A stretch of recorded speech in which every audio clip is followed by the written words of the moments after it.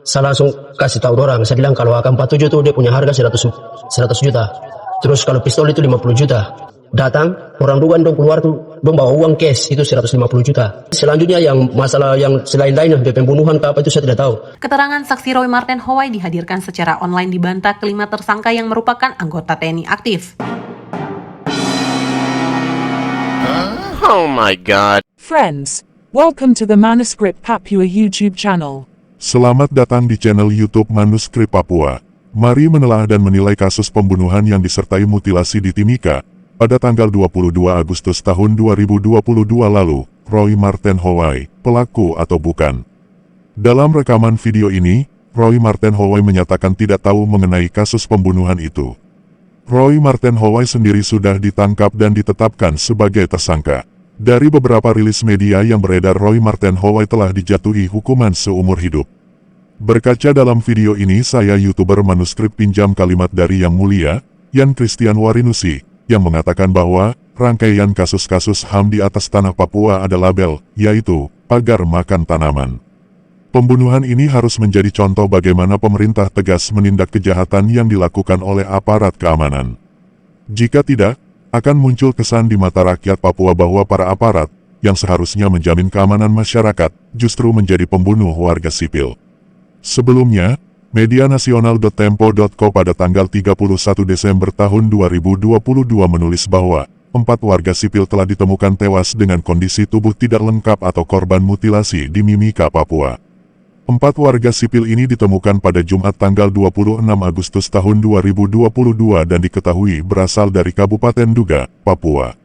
Direktur Reserse dan Kriminal Umum Polda Papua saat itu mengatakan pembunuhan ini terjadi pada tanggal 22 Agustus tahun 2022 di kawasan SP1, Distrik Mimika Baru, dan jasad korban dibuang di sekitar Sungai Kampung Pigapu, Distrik Iwaka.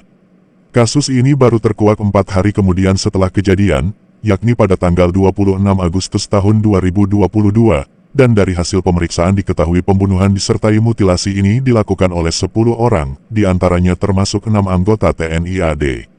Pada waktu itu, dari 10 orang pelaku pembunuhan, seorang diantaranya buron yaitu Roy Marten Howai.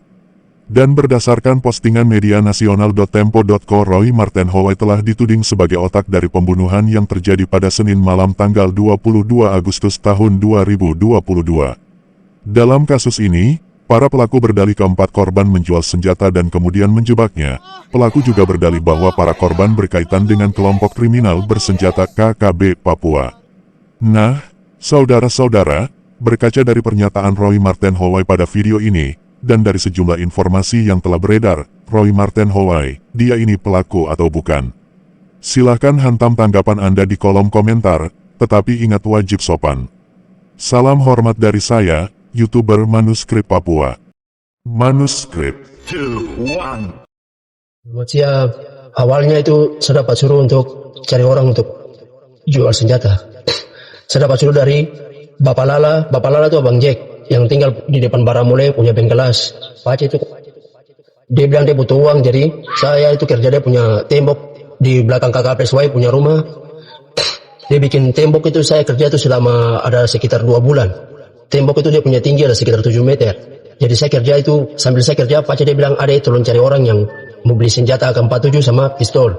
Jadi abang tuh dia bilang saya begitu. Dia kasih tahu saya sudah lewat 2 bulan, dia kasih tahu saya lagi, ada bagaimana sudah dapat orang kah yang mau beli senjata. Habis itu tinggal lagi sudah lewat 1 bulan, dia bilang ada bagaimana sudah dapat orang yang mau beli senjata kah tidak. Pas kebetulan saya punya ipar ini, dia datang, dia punya adik-adik, don dari kampung dari Duga sana don datang, itu saya kenal baik. Adik-adik yang datang itu juga saya kenal baik karena don juga biasa kecil-kecil itu datang tidur bangun ikut saya sih, suka pergi berburu di hutan. Jadi don bilang, kakak ada jalur untuk kakak perkenalan kah, ada yang menjual senjata kah? Dari situ saya langsung kasih tahu orang, saya bilang kalau AK-47 itu dia punya harga 100 juta. Terus kalau pistol itu 50 juta. Sudah dong berminat, langsung dong bilang oke kakak kita mau. Jadi setelah dong berminat, saya lagi hubungi Bapak Lala ini, saya bilang abang saya sudah dapat orang yang mau beli. Jadi setelah itu abang dia atur rencana, dia bilang iya, kalau begitu besok malam kasih ketemu kita di belakang gua 2 dekat Toko Minuman sana. Toko Minuman di Jalan Budi Tomo dekat yang mau tembus SP1. Ketemu di samping situ, itu sekitar jam 10 malam. Sudah abang dia kasih tahu itu, saya teruskan lagi buat orang duga yang datang nih, adik itu saya kenal. Don datang, setelah itu saya teruskan bahasa itu untuk mereka. Kita ketemu jam 10 malam, itu saya sendiri juga terus sama. Tapi abang itu dia tidak ikut juga untuk transaksi barang itu. Senjata itu abang dia suruh, dia punya ada laki-laki cuma 2 orang saja, tambah saya 3 orang. Terus adik yang duga nih datang dengan dia punya kakak. Don datang pakai mobil Avanza warna putih. Itu malam sudah pas jam 10 malam. Datang, orang duga dong keluar tuh, dong bawa uang cash itu 150 juta. Bawa cover senjata tuh, kasih senjata asli. Cuma kita 3, bawa cover sudah, jabat tangan, deal semua situ. Kita jalan pulang. Jadi pas orang duga dengan dong punya mobil, dong start mobil, dong jalan, saya lagi jalan. Jadi saya yang start motor, saya jalan pulang duluan, baru dong kita pas keluar dari lorong sudah langsung start motor jalan. Jadi awal dari orang bilang, saya bantu cari itu, orang duga nih kan nanti dia bilang nanti dong mengerti saya punya uang rokok, abang dia lagi nanti bilang dia kasih saya uang rokok. Jadi setahu saya cuma jadi jembatan untuk antar orang cari kasih ketemu, transaksi semua, barang senjata itu semua. Habis itu saya jalan. Jadi selanjutnya yang masalah yang selain-lainnya, pembunuhan ke apa itu saya tidak tahu.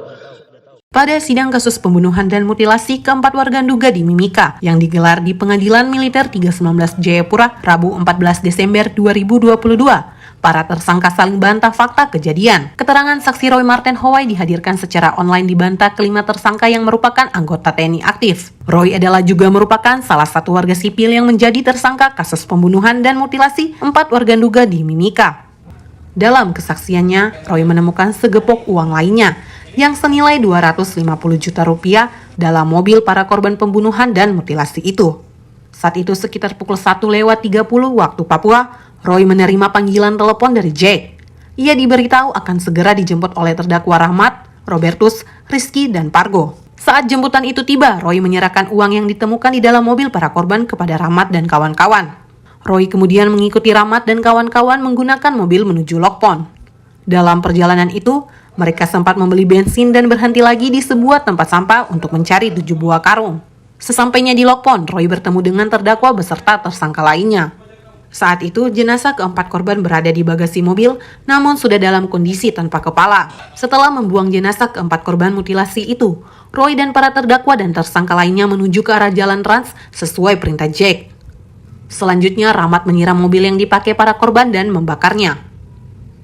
Menurut Roy, Dul Umam ikut menyiramkan bensin ke bagian depan mobil. Esok harinya, Roy ditelepon untuk bertemu di bengkel milik Jack untuk pembagian uang 250 juta rupiah.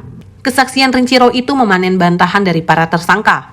Kapten Infanteri Domingus Kainama menyampaikan bahwa melakukan pemukulan pertama adalah salah satu korban. Pada saat transaksi kejadian itu yang memukul duluan adalah OPM. Tetapi pada saat kejadian saya itu berada posisi berpandangan bisa istilahnya di semak, saya bisa melihat mobil dengan saudara Jack di sebelah. Jadi saya masih sempat, memang agak udah malam, memang gelap, tapi saya masih bisa memandang. Yang saya lihat itu yang punya gerakan duluan adalah OPM tersebut.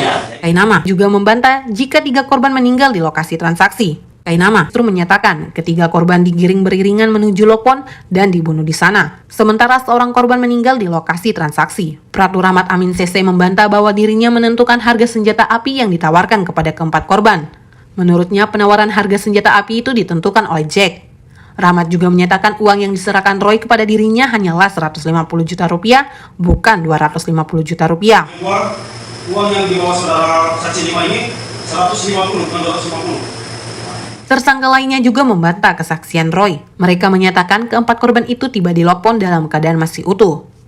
Usai sidang, anggota Koalisi Masyarakat Sipil untuk Penegakan Hukum dan Hak Asasi Manusia Papua, Gustaf Kawer menyatakan dari keterangan Roy sudah menguatkan unsur pembunuhan berencana. Keterangan Roy tadi, Roy itu jelaskan, menguatkan sekali unsur pembunuhan berencana dan juga pembunuhan itu sendiri. Dari awal dijelaskan bahwa mereka ini ada sama-sama dalam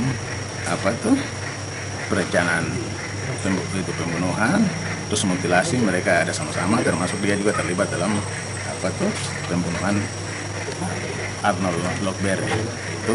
Kemudian nanti di lokasi juga dia bersama-sama dengan terdakwa Rahmat Amin Masih CC, ya itu mereka sama-sama terlibat dalam mutilasi. Anggota keluarga 4 korban mutilasi yang mengikuti proses persidangan meminta persidangan ini dapat terus terbuka agar keluarga dan orang Papua dapat melihat keseriusan negara menyelesaikan kasus ini. Friends, before continuing, please support, like and comment on this video, and don't forget to subscribe to this YouTube channel. God bless us all.